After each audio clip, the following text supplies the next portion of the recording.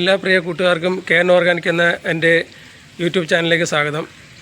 ഞാനിപ്പോൾ നിൽക്കുന്നത് മൈലക്കാട് ഇത്തിക്കര നിന്നും നമ്മുടെ 2 കിലോമീറ്റർ ഉള്ളിലായിട്ട്, അതായത് കൊല്ലം കൊട്ടിയം റൂട്ടിൽ ഇത്തിക്കര പാലത്തിന് മുൻപായിട്ട് നമ്മുടെ വലത്തോട്ട റോഡ് സമദാനിയ കോളേജിന് സമീപത്തുള്ള സിൻസാര ഫാമിലാണ്. നമ്മുടെ കമൽഹാസൻ സാറാണ് ഈ ഫാം നടത്തുന്നത്.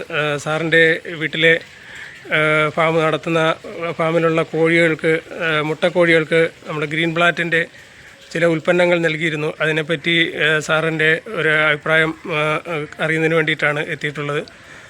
അതിനെപ്പറ്റിയുള്ള വിവരങ്ങൾ സാർ പറയുന്നത് നമുക്കൊന്ന് കേൾക്കാം. സാറേ നമസ്കാരം. എൻ്റെ പേര് കമൽഹാസൻ, മൈലക്കാട് കാഞ്ഞിരക്കടവിലാണ് സിൻസാര ഫാം നടത്തുകയാണ്.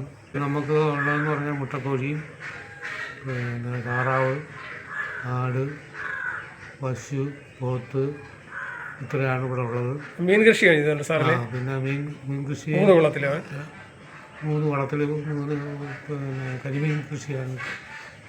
അതിപ്പം ജാനുവരിയിലൊക്കെ ആകുമ്പോഴത്തേക്ക് മിക്കതും ചെയ്യാൻ സമയമായി വരിക. ഏകദേശം മുട്ടയിട്ടുകൊണ്ടിരുന്ന കോഴികളായിരുന്നു. മുട്ടയൊക്കെ തീർന്ന് ഞാൻ വിചാരിച്ച് ഇറച്ചിക്കേ കൊടുക്കാൻ പറ്റത്തും. അങ്ങനെ ഇരുന്നപ്പോഴാണ് ഈ പിന്നെ പവർ മിൽക്കിൻ്റെയും ചിറ്റ് ഹെൻ, പിന്നെ പവർ മിനറൽ മിക്സറും കൊണ്ടുവന്നത്. അത് ഞാൻ 2 ആഴ്ച കൊടുത്തപ്പോഴത്തേക്ക് കോഴിയൊക്കെ എല്ലാം നല്ല ഗ്രോത്തും വന്ന് വീണ്ടും മുട്ട ഇടാൻ തുടങ്ങി. വീണ്ടും മുട്ട ഇപ്പോൾ ഇട്ടുകൊണ്ടിരിക്കും. അത് 200 മറ്റേ എത്രയായിരുന്നു? 200 അത്രയും കൊടുത്തോളായിരുന്നു. എങ്ങനെയായിരുന്നു കൊടുത്തതെന്നൊന്ന് പറയാം. അത് ഒരു 10 മില്ലി. അപ്പോൾ ഇപ്പോൾ നമുക്ക് മുട്ടക്കോഴി എന്ന് പറഞ്ഞാൽ ഏകദേശം 100 മുട്ടക്കോഴിയേ ഉള്ളൂ. 10 മില്ലി വീതം. 100 കോഴിക്ക് നമ്മൾ 10 മില്ലിയാണ് അളവിലാക്കുക. 10 മില്ലി വീതം കൊടുത്തിട്ട് പവർ മിൽക്കും ചുറ്റുകനും 10 മില്ലി.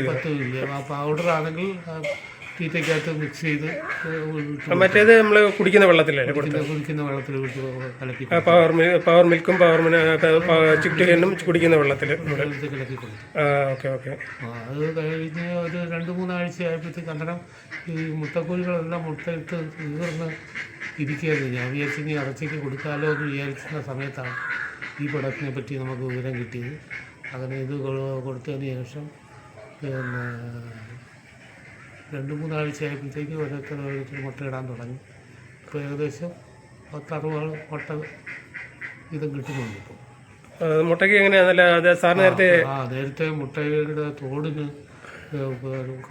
കട്ടി കുറവായതുകൊണ്ട് അത് ഉരുളിഞ്ഞ് ഫ്രണ്ടിൽ വരുന്നതിന് മുമ്പ് തന്നെ പൊട്ടുന്നുണ്ടായിരുന്നു.